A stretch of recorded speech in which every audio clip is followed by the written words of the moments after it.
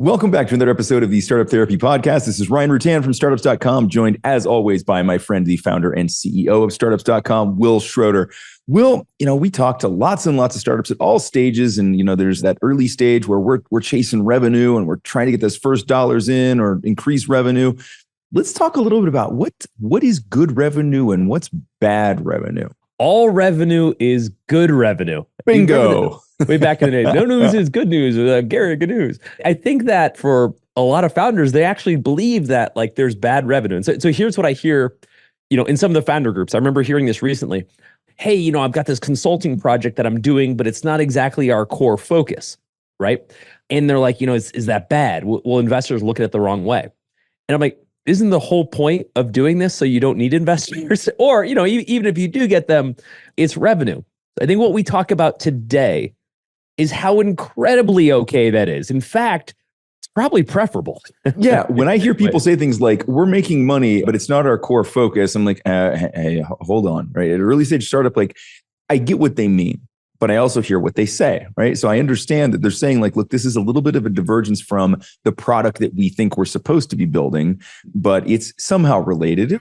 Not even, right? To your point, it kind of doesn't matter. Money in is money in. If you were otherwise going to go spend that time trying to chase investment dollars, which has no certainty of outcome, maybe we just go straight at the problem and make some money. Sounds so crazy. Imagine that. And every time I've ever done a startup, and I'm sure you're feeling the same way, there was always a different version of what we do that paid the bills so that we could actually do what we do. And I'll give you this is kind of a funny example because this is actually how my career started. Before I started the web design agency back in '94, before that happened, I was working at this is so funny, a mainframe sales company. I literally, in old movies, when you used to see a giant room filled of computers, like tape drives and stuff like that, those were mainframe computers. They were so big that you would need a gymnasium to house them. This is irrelevant to the story, but I just find this absolutely hilarious. Anyway, I sold those big pieces of iron. We literally called it big iron back then. And the company I was working for needed some help with building essentially a CRM before people knew what a CRM was, right? And we were doing everything with paper. I mean, it's going how far back we're talking. All of our files were literally folders of files, where that whole idea comes from. Anyway, so I tell my boss, hey, why don't I build a database, which nobody had ever heard of. It's great, even though we sold mainframe computers. Why don't I build a database in order to manage all this? Now, when I say that, my day job was selling. I was selling mainframe computers. But at night, I was going to learn how to program. Now, that programming and what I was able to do there, all of a sudden started to make money for me. And that underwrote me going, hey, maybe there's something to this. I kind of know technology. I kind of know sales, right? And how funny is that? I would have never in a million years thought of starting one of the first web design companies if it had not been for the created this consulting side hustle one-off thing. Also important to note, while I was a theater major with no interest in business whatsoever. Hey, look, I acted like I knew what I was doing. And it worked, right? It's the only place that helped. Yeah. It's so funny, man. I mean, so many of these hysterical parallels with our early stories. I had something quite similar on the medical side of things, where very similarly, all of a sudden, medical offices were like, you know what? We have these computer machines sitting around, but we seem to have a lot of paper piling up near them. And so, doing the same thing, I was building out databases, did things like connect the billing software, which they had, to the patient record software, which they had, to electronic medical record software, which they didn't have. That was just stuff we were manually inputting. And so, yeah, it was crazy. And kind of same thing, right? I made a little bit of money from that. And then that sparked the interest in technology. Then that became a thing that I had this core skill set, and people sort of knew that. And that was how I told the story, I'm sure, before, but that was how the agency started.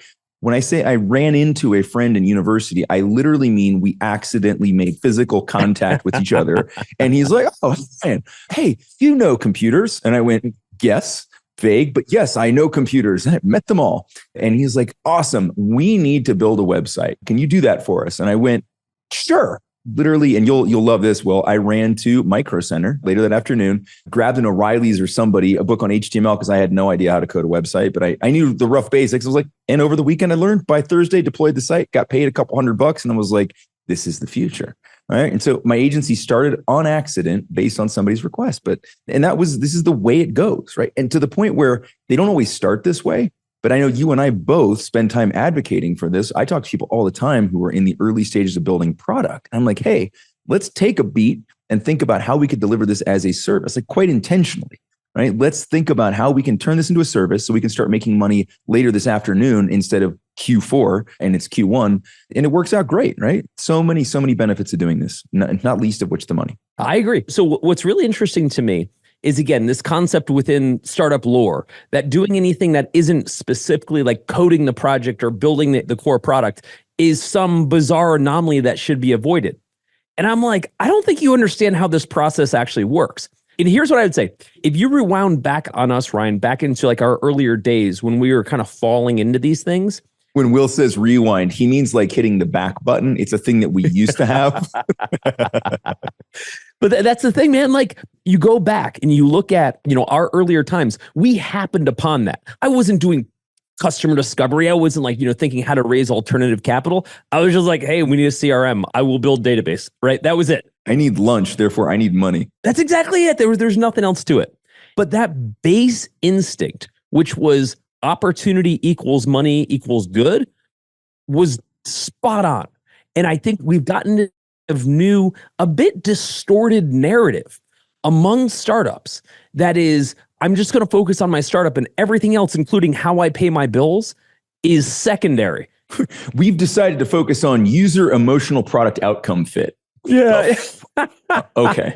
I don't get it. So I think what we talk about first, let's talk about the fact that we have to talk about this blows my mind, but let's talk about this. That timeline and your horizon for how long you're going to be alive is all that matters. Directly correlated to the amount of cash you have or your ability to just support your basic costs. And I mean your basic costs as the founder. We talked about this before. Well, you said it beautifully. Companies don't run out of money. Founders run out of money. Startups don't run out of money. Founders run out of money. At the minute you don't have cash to pay your bills, let alone the company's bills, or feed yourself, game over. Right? We don't get to continue to go. We go directly to jail. Not actual jail, just founder jail. I think we have to look at the startup not as this like fake set of rules where it's like as if nothing exists and we just get to do what we want. And when I see people provide this advice, a lot of times, and I don't fault them for it. I understand that it's coming from a good place. It'll come from like VC types that are like, hey, if you're not fully focused on this one product, you're not focused. And it's like, hey, cool. I also have to eat, bro. Yeah. If you're hearing that from somebody at that early stage where you haven't yet hit any kind of revenue thing, you're probably talking to the wrong damn people anyway. It's like, what are you doing chasing VC at that point? It's like, I have this idea. Go away. Right? The amount of not broken, but almost like clueless advice that are given to founders. And when I say clueless, again, by super smart people, right? I'm not even going to like create a straw man argument. Super smart people that are like, you should only be focused on building your product at the expense of everything. And I'm like, yeah, sure. If you just got a giant VC check, maybe, and even then, maybe not, right? Maybe. But for 99% of the rest of the world, guess what? Crazy. They got to pay their bills, right? And all that matters, and whether you're funded or not, is your runway. Runway equals how long do I have before I run out of cash? And as you said it, the first step is how long till my startup runs out of cash. The second step is when I run out of cash. And usually those two things kind of go hand in hand. Yeah, there's usually not a long gap. I'm like, okay, great. Startup's out of money. I've got a year to go. Never. Yeah, right. And so initially, the first thing, all that should matter, like the Maslow's hierarchy of needs here is runway. How long can I survive? And I just want to like distill what I mean by survival. I'm not even talking about making payroll, right? Ideally, yes, right? I'm talking, I cannot afford any more beefaroni to live on, like that level, right? My MongoDB hasn't been paid in months, right? Like I'm not eating. Yeah. And so initially, as founders, we should be most focused on simply saying, hey, how long can I survive? And anything I can do to extend my length of survival. The converse, which we talk about all the time, Ryan, is anything I do to like burn through things faster or don't generate revenue shortens my runway and ergo my lifespan. Look, I want to tie this back to something it was a question that you hypothetically posed at the early part of the episode, which was, what will investors think about this, right? Here's what smart investors think about this. If you can see a company that has figured out how to extend its runway off into infinity because they figured out how to make cash, and now they want to raise more money to augment the product or add capacity or do something else. It's a great investment, right? You and I both stroke checks. Like, this is exactly the kind of thing I look for. I don't want to think if I give these guys money, when my money runs out, so does the party, right? It doesn't feel good at all. And so I don't think that these things are counter to funding at all. Now, does this fit in the VC space? Is this how they look at it? Do they want you going back to a service-based model? Hell no, right? But as we talk about all the time, that's a very specific tool for a very specific purpose and with kind of one outcome, well, sale or public, right? Or failure, which is most of them, sadly. So I think that it's really important to remember this. Like, this isn't an impediment to raising funding. It should help the case. If you're talking to the right people, this should actually help the case for early stage funding. Here's a typical scenario that you and I hear all the time. And I want our audience to hear it so they understand exactly what we're talking about. Founder comes to us and says, hey, we've got an opportunity to consult with a client around the kind of stuff that we do. So imagine the product is one thing, and I'm not pretending that all startups are only product-based companies, but for the purpose of illustration, let's assume this one is. Let's say it's got a software product, again, just to keep it simple. They're working really hard on the product. They're spending nights and weekends, building that product. In the interim, there's a client that says, I have a similar need to this. Can I pay you on a consulting basis to do an implementation or something like that? And the founders are going, okay, well, it's not really what we do. The idea is that you'll buy the product, right? Not that you'll hire us personally for consulting. That's what we were doing in our old jobs. That feels like a step backward. I'm like, no, not at all. Are you kidding? That's runway to build the actual product, right? Exactly. Also, and then, it's so many other things. We'll get to this later in the episode. So you'll get to what I'm calling broken advice. And again, I want to put that in the right place. You'll get to this broken advice, which says, well, no, now you're taking focus away from the product. Of course you are. Look, whenever I hear this one, man, I cannot help it. I just my blood pressure goes to 300. It's a distraction. You know what's a bigger distraction? Winding down your company, right? Because you have no money. There's so I want to talk about distractions. Like, I can think of a few that are significantly bigger than going and making money from something that isn't coding your product or whatever it is you think is the thing you're trying to get to. I always tell people, think of your product. Think of whatever this future state that's going to take time that we don't want to distract ourselves from. Think of that as the dream house. Until that thing is ready, how about we pitch a tent and hunt and camp on the land so that we can actually survive long enough to enjoy the dream house, right? Like, to me, and I think to you, because I guess maybe the way we came up, it just makes sense. But now, to your point, there's so much advice out there to the contrary. And sadly, largely from people who have one experience having done it that way, or in a lot of cases, absolutely zero experience having done it that way. Like, how many times have you heard advice and then asked somebody, so how did that work for you? And they're like, oh, well, I didn't actually do that, but right, there's so much of this out there. So just be careful, founders, please. Well, okay, so I keep picturing this visualization, Ryan, of, when you get on a flight and they say, in case of an emergency, secure your mask before, helping your child, right? And that's exactly what we're talking about. Like, literally keep your lifeline around so you can save what is the product in this case. Save yourself so you can save the product. And that's why it's so important. Now, if you just raised $10 million, ignore what we just said for a minute. Right? You're good. Yes. That money was there so that you can focus on the product. Awesome. Congrats. For the other 99% of people out there, you don't have that luxury. So that consulting, here's what happens. Consulting is eating up 80% of our time, right? Again, it's preventing us. We're doing consulting, so we're not building the product. It's slowing everything down. It's making it harder for us to compete, all these things. You said it a moment ago. It also slows you down. Run out of money. Yeah, running out of money. Yeah. It may be taking up 80% of your time now, but it's creating 100% of your future runway, right? I want you to think of it that way. Like, this is what matters, right? Cool. I only have 20% of my time to spend on my product. 20% is an infinitely higher number, incalculably higher number than 0% of your time, right? Because the minute you can't do the work anymore at all, right? And we hear so many lame arguments for this, like, well, competitors are going to beat us to the market, or like, I've given myself a year to do this. Okay, cool, Father Time. Like, when have you become the arbiter of like how long a startup should take, and why did you put an arbitrary time frame on it? Why did you put that pressure on it? There's so many of these like really lame arguments that we hear around why people think they need to do this, and largely they weren't created themselves. Somebody else told them. They heard it somewhere. They read it somewhere. They saw it somewhere. It was in a movie. It was in whatever, and it's not the reality, guys. I think we need to focus a little bit more again on the importance of runway. Because what people don't realize, you just talked about this. You said that, it's all about giving myself a year and getting it done quickly.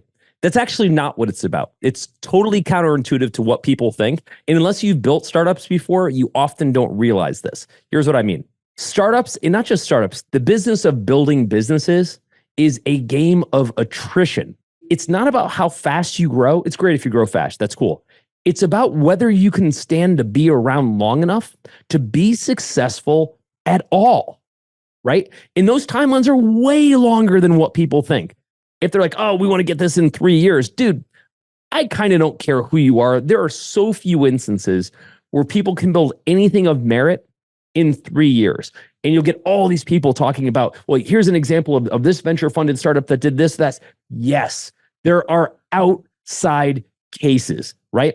Here's another outside case. There are people that can run a 4-second or 4-minute mile. Can you? Yes, it can be done, but you're not going to do it. I'm giving myself a year to achieve that, Will. Yeah, exactly, right? Like, yes, it can be done, and you won't do it, right? I want to make sure we separate those two things. What matters most, what we should be thinking as founders, like our core directive should be survive. Be around long enough to build the thing we're trying to build. And guess what? Our best years might be 5 years from now. Heretical to think, right? But true. Okay. So like at startups.com, we are in year 12 right now, right? And our best years might be 5 years from now, right? I mean, kind of hopefully in some ways, right? Like when you look at it, but I think when people think, oh, I can only focus on the product, which is cool. Again, I get the spirit of it, but the reality of it, the importance of it is yes, but is it coming at the expense of longevity? Almost always. Right. But part of it goes back to like, it's built on a false set of conditions. Mm-hmm. Right? I think people enter into this with some of the wrong assumptions. Like, okay, I know I have to quit my job to build my startup. Not actually true, right? Not true at all. It'd be nice. I won't be able to pay myself until the product's done and we're making money from that. Okay, true. You probably can't pay yourself early on, but I think that people set these arbitrary timelines based on things like that. Well, I can only afford to go without a salary for a year. So I need to stay focused on the product so that we can get this thing in position. And to your point, like that may not actually happen for 3 years. Here's one curveball for you. Start making money from the beginning using some kind of service, some kind of side hustle, some kind of consulting.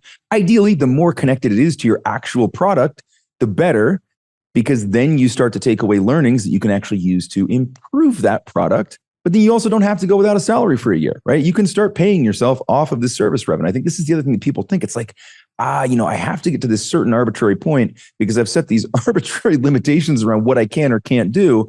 And if you just open that back up, think more flexibly and like, okay, if we start generating cash, we can start generating salary. We can buy ourselves more time. That year now becomes 2, becomes 3, becomes 4, which as we've said 100 times in the podcast, these things take a lot of time. It's not a sprint. They can be. You can sprint and then the race is over. Like, it's not what you want. Something that's really funny about everything we talk about here is that none of it is new. Everything you're dealing with right now has been done 1,000 times before you, which means the answer already exists. You may just not know it, but that's okay. That's kind of what we're here to do. We talk about this stuff on the show, but we actually solve these problems all day long at groups.startups.com. So if any of this sounds familiar, stop guessing about what to do. Let us just give you the answers to the test and be done with it. Okay, let's shift gears. Let's talk about the fact that we all get survival. Let's talk about the fact that in that time, the things that we do, how we engage with customers, et cetera, and I kind of talked about this a moment ago when we were talking about how we started our web design businesses, is also what I consider to be paid product development, okay? And paid product discovery. So an example, Ryan, if you and I rewind back to the kind of almost pre-startups.com, when we launched fundable.com, our fundraising platform for startups, and we were trying to get people onto the platform. And the challenge was we needed people to have like their pitch deck docs together and financials together and everything in order to be able to prepare their raise. And nobody had them. which was kind of a non-starter for us because we're like, okay, great. You want to raise on the platform and you're not prepared for anything.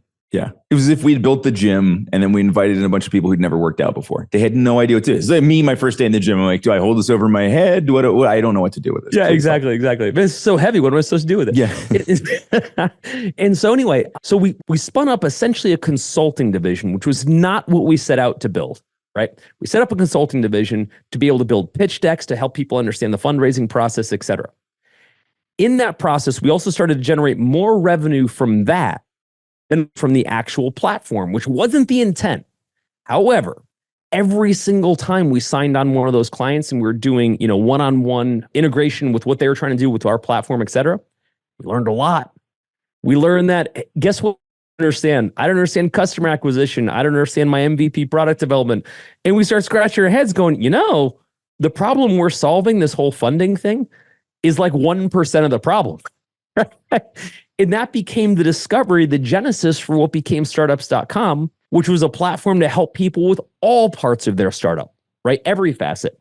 But that came from the services business that was supposed to be like a moment in time for the product. The reason it happened is because the services allowed us to do paid product development. We told this story a couple of times. There's a cautionary tale in here as well. We, at the time, had a bunch of competitors in that crowdfunding space that Fundable was participating, right? Now imagine, had we not taken that service approach, had we just stayed heads down, building product, not taken away all of those customer learnings, run all of the other places that we could help founders out, we would have ended up doing what 95% of our competitors at the time did, which was build a great crowdfunding platform for a crowdfunding environment that never really existed in the way that anybody thought it would. So they all built great product, just like we did. Luckily for us, we built lots of other product based on that early discovery from running the services side of things. That's why we're still around. One of the reasons we're still around, and why most of them are not, because we were able to take those learnings and apply them and expand the thinking around what we were doing instead of just being myopically focused on sprinting towards an arbitrary point in our product. I think there's another thing that we did well, either intentionally or not. We didn't get so married to the idea that what we were building had to be the only thing that we could build or do. Kind of the opposite, honestly. We looked at it as a stake in the sand to say, hey, here's where we're going to start. We'll see where it goes. And by the way, we've followed that methodology very well ever since. We've always said, hey, let's try to get something out there. Let's learn from it. And let's see if there's anything worth building a product for. We've never regretted doing that. We've never regretted saying, hey, let's check it out. Sometimes you just have to commit and go, right? I get that. But if what you're doing, let's say in a services capacity, is allowing you to service clients and learn more about them, you're getting paid to do product development. That is a massive win and should be embraced, not questioned. It should be enforced. In my opinion, I often joke about, Ryan's 4 Ps of product, 3 that you want and 1 that you don't. If you're building product and you haven't run this as a service, then you're sort of guessing. If you run things as a service, as a consultancy, you end up with what I call a proven proprietary process, right? Something that we do, that we made up, that we know works, right? That's amazing. Those are the 3 Ps you want. If you don't have those 3 Ps, you end up building some product, and then typically you end up pivoting at the 4th P that I don't want to hear about, right? That just means you built the wrong shit first, guys. It's not fun. It's not cool. I think from a standpoint of saying, hey, how can we get paid to learn, right? Look at it totally differently. Instead of saying like, how is this a distraction? What can we do now to generate cash, which is all that matters, right? To generate cash, but also to get right in front of our customers right now. In the past, when I've built other businesses, totally different markets, I've always tried to get in front of the customer early. Now, one of the ways, and we talked about this in long ago in podcasts, one of the ways that I did it early on was manning customer service so that I could listen to every single person that came in the door. It's just the same version of listening to the customers and talking to them. But if we did it in a way where we're creating a service that engages more customers, allows us to learn more directly, that's awesome. Yeah, exactly. If we can get paid for it, oh my God. Yeah. Extra bonus, right? That's it.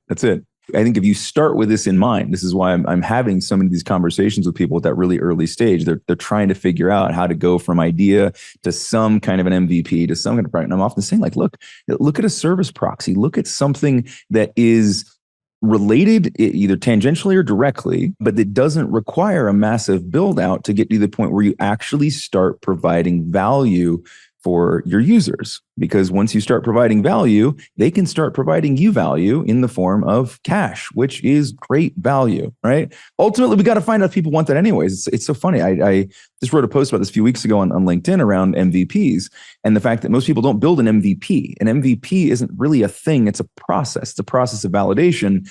And one of the things that irks me to no end is that people forget to validate the value they provide to people. This is why we don't get product market fit. If you provide value, you have product market fit. If you convince people to sign up for your newsletter or enter your funnel, do all these other things that people use as traction, maybe even pay you, but you forget to see, did they actually get value at the end? You haven't validated the most important parts of this. You validated a marketing trap and little else, right? And this is where then we go wrong. We're like, oh, well, we had good early traction, but now we're looking to find product market fit. Like, no, you didn't. And no, you aren't.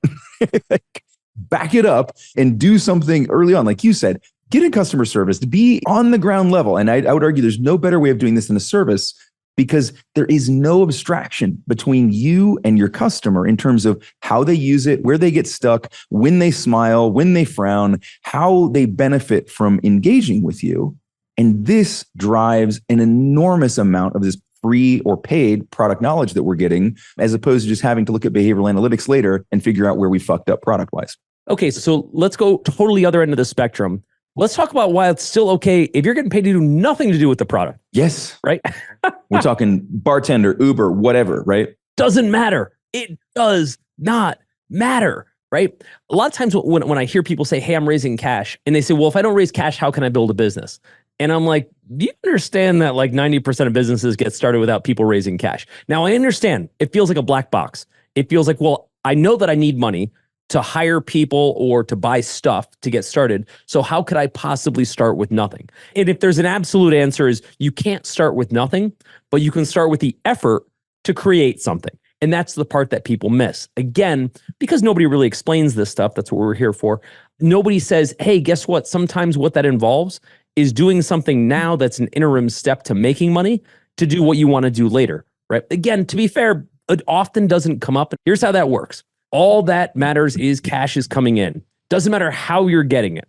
If cash is coming in, you will survive long enough to do something else. For example, you mentioned the bartending gig. There are no lack of startups that were funded from bartending gigs that ended at 3 or 4 in the morning, just to be clear. And no one wants to talk about it, right? No one wants to talk about it. Everyone wants to be able to say, oh, no, I wouldn't do that. I'm too busy doing bullshit. If that's what it takes, Ryan, I'm going to take you back to the Brian Chesky story, right? That not everybody's heard. So I'm going to regale the audience with 30 seconds of Brian Chesky, who was the co-founder of Airbnb. And we have this beautiful interview on startups.com. Google startups.com, Airbnb, Brian Chesky, something like that. And you'll find him telling the story, one of the best interviews I've ever seen. That said, in the early days, they had nothing, right? Typical startup story. So nothing unique there. But Brian had this idea, along with his co-founder, that during the Obama administration election, that he and his business partner were going to print up, they were essentially like Captain Crunch and Cheerios with Obama's face on them. Obama's were Obama O's, and then I just blanked on who was his competitor in the election. What had Captain Crunch. Yeah, that guy. Come back to me in a second. Wow. Politics, not our thing, apparently. Yeah. Do not listen to us for politics. Wow. We lose big. Anyway, so he went out to the conventions, to the Republican convention and the Democratic convention, and sold those, right? Now, just so you get a baseline here, dude was selling cereal boxes at a Republican convention to make money for what would become one of the biggest, fastest growing startups in history. Your bartending job is just fine. Yeah, exactly. You'll be okay. You're good, right? But by the way, funny side note, he said the Obama O sold really well, and it's killing me what the Captain Crunch was. He's like, because we didn't sell any of those, I had like thousands of boxes of that Captain Crunch knockoff sitting in my apartment, and that's all I ate for months. Oh, it's hysterical. So anyway, my point is, it's okay if what you're doing, dude, if you're selling cereal at a political convention, it sounds so weird to say it, except that actually happened. If you're selling cereal at a cereal convention, and that's how you're keeping yourself fed, in this case, quite literally, fine, right? That's how he survived long enough to build freaking Airbnb. Yeah. So you can bartend, you can Uber, you can do whatever you want. It doesn't matter. It really doesn't. And you said it before, like if you're spending 80% of your time doing something other than your startup, you still have 20% of your time to work on your startup, right? That's more than zero. Ideally, of course, as we said a minute ago, you're doing something that's related. Ideally, but that's not always possible. You may not be in a position yet where you have enough moxie in your space to be able to charge people for your expertise. That's okay, right? But recognize that and understand that that's going to directly and dramatically increase your time to making cash from that thing. Right. And it was Senator John McCain, Captain McCain. It all of a sudden, it just popped in. Like the minute I stopped trying to remember who the hell it was, all I could come up with was Romney. And I was like, no, that was the 2012, not the 2008. I was living in Cyprus at the time, so I didn't get to eat Obama O's or McCain Crunch. But yeah, the point here is the source of the cash doesn't matter. The cash matters, right? Ideally, it's aligned. I want to hit another point because you and I suggest these kind of things to founders all the time. Like, well, hey, what if you just had everybody's favorite investor job? And the normal pushback is like, look, man, I was barely making it before with my job when that was my only focus. I have no extra money, no extra time to build a startup company. Then I want you to think about that for a minute and think, is this the time to be building a startup company, right? Maybe there's some things in my house that need to be put in order before this makes sense at any level, right? Because if it wasn't working before and now you're going to quit all of that and assume that you're going to go raise funds and that's somehow going to make life work while startup works, doesn't end well. Yeah, or pick a battle. It could be one or the other. Either don't have time or I don't have money, right? You're going to run out of one, right? Choose which one you want to fight. Right. And if you want to balance a little, you move to part-time, take less work. So you have some cash coming in. Always a good idea, by the way. But you don't get to have it all. I mean, it'd be cool if you could. And then people will say, well, if I raise money, I won't have to worry about it. Bullshit. Try raising money and not worrying about it. That's not the way it works. You raise a bunch of cash for the right reasons, by the way. You raise a bunch of cash and that money runs out. Yes. Has a finite lifespan. It's just the same problem delayed. And now you create a whole bunch of other new problems that come with it. You've accelerated your spending now because in the beginning, let's just say we go the other route, right? We have that service-based offering, something consulting we're doing where we have that kind of minimum viable cash flow where we can just keep this thing going forever. Even that starts to change. You take on funding, all of a sudden your spending is going to go up. Now you could fall back to that level. That can be quite difficult, but you can. Right. But if you just go raise funds and there was never any cash flow there, when that money runs out, that money runs out. At that point, you're waving the white flag. Right. Here's the thing. Like I said, you're going to pick one or the other. You're going to be at time or money, right? Ideally, you kind of balance both. But what I don't want to hear from startups is any shame in generating cash, however you need to get it, right? I think this is, we talk about this all the time, kind of this broken startup narrative that has evolved over time. And what ends up happening with these narratives is they're developed around people who've done very well at the expense of everyone else. And again, in that Chesky interview, for Airbnb, what he did so well was to say, look, yeah, you see Airbnb now. Let me tell you what I had to do to get here. Do you want to know why I came up with a couch surfing product? Yeah. Solving a personal problem, right? And then I was selling cereal so I could couch surf. It was bananas. Now, again, most startups have that rags to riches story, right? I get that. But that's sort of the point. They all did what they had to. They could do what they wanted to do, right? And it's all about paying those dues. And part of the paying those dues is doing shit you don't want to do, right? I'm sorry to say, but that's part of the process, right? You talk to any founder that's done something amazing, they will tell you where they had to eat shit for a very long time to get there, right? Behind every great achievement, I don't care whether you're talking a gold medal, an NFL ring, a startup, whatever it is, there's a lot of shit shoveling, shit eating at the beginning stages, right? You don't just show up one day and you're like, hey, I'm the 4-minute miler. That's what my parents have called me since I was a kid, right? I haven't tried it yet, but apparently I am, right? There's a whole shitload of work and sacrifice that goes into these things. And look, we're not trying to make this worse than it is. We're just trying to make sure that you're aware of exactly what it is, right? Like somebody said it, that every overnight success I know was 10 years in the making. Yeah. And it's the case, right? Lots of time, lots of effort, lots of sacrifice, and lots of things that don't necessarily look like they would add up to, right? If we told you, hey, we know this guy who's currently occupying a couch at his parents' house. He's also working on a cereal product, right? You wouldn't all of a sudden be like, probably building a startup to solve a dormant asset challenge, right? Called Airbnb. Tens of billions of dollars, right? You just don't piece them together. When you look back at almost every backstory, 50% of it, 75% of it doesn't make any sense in terms of the narrative towards where it ends up. And that is just the nature of how these things are built. It's definitely not linear whatsoever. And here's what I will say though. Here is the consistent part. It has nothing to do with whether or not he sold friggin' cereal. Yeah, it doesn't. It has to do with the fact that he was willing to.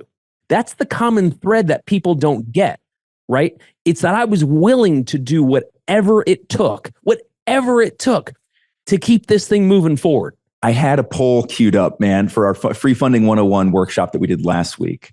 I had a poll queued up that was kind of a trick question. And the question was, what are you willing to do to move your startup forward? And one of the answers was essentially anything, right? And that was the only correct answer in my mind, right? Because if you're not willing to do anything to move your startup forward, chances are at some point it's going to fail. You might as well stop now, right? If you're like, well, I'm willing to risk this much of my savings. I'm willing to put in this much time. If you're going to put arbitrary caps on it and put limitations around what you are and aren't willing to do, you're going to run into trouble, right? At some point, it's going to catch up with you. Also, you're competing against people who are not willing to sacrifice, right?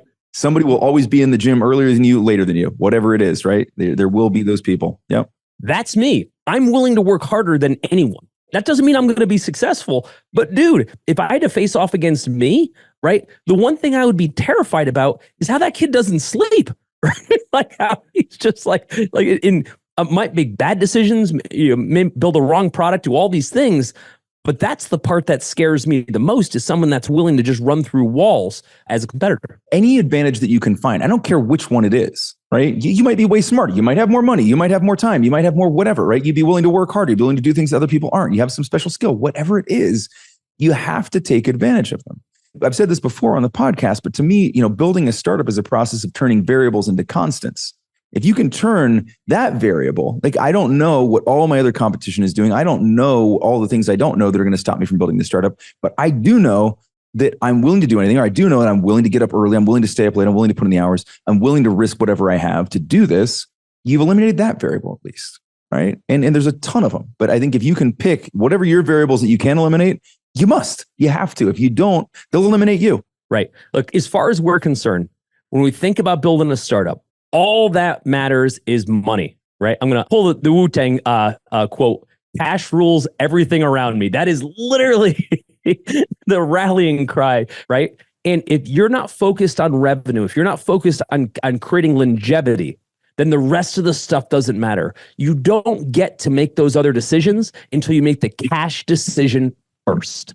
So in addition to all the stuff related to founder groups, you've also got full access to everything on startups.com. That includes all of our education tracks, which will be funding, customer acquisition, even how to manage your monthly financiers. There's so much stuff in there. All of our software, including BizPlan for putting together detailed business plans and financials, LaunchRock for attracting early customers, and of course, Fundable for attracting investment capital. When you log into the startups.com site, you'll find all of these resources available.